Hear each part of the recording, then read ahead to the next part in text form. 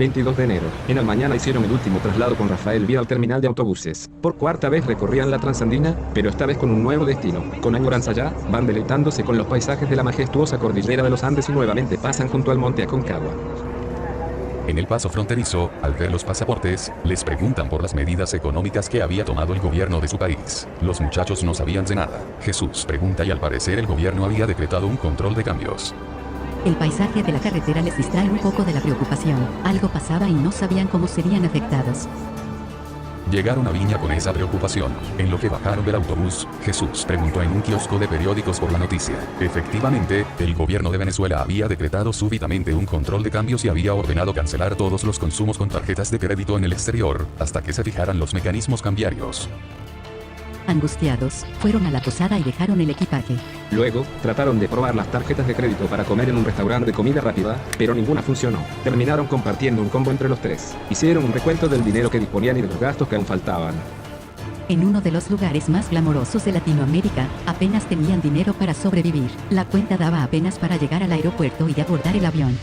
En medio de esta situación, se encontraron recorriendo el bullicio de la Playa del Sol y el Muelle Vergara. Era la primera vez que los chicos estaban en una playa del Océano Pacífico.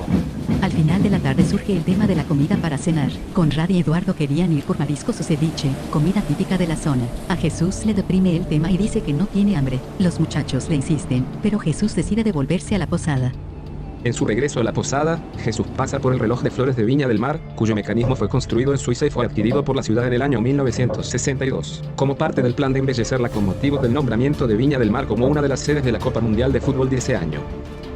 Conrad y Eduardo continúan caminando por la avenida junto a la playa, en busca de un lugar para comer. Les recomiendan ir a Concón, pero deben tomar un autobús para llegar.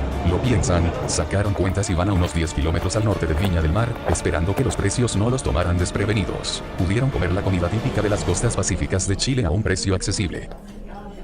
De regreso, encontraron a Jesús en la habitación limpiando su cámara fotográfica y con unas latas de atún y galletas que habían quedado de la expedición de la Aconcagua. Surgió el tema de toda la comida que habían regalado y que ahora apenas podían comer con el dinero contado. También decidieron que al día siguiente se irían al aeropuerto de Santiago y que se quedarían ahí hasta la salida del vuelo.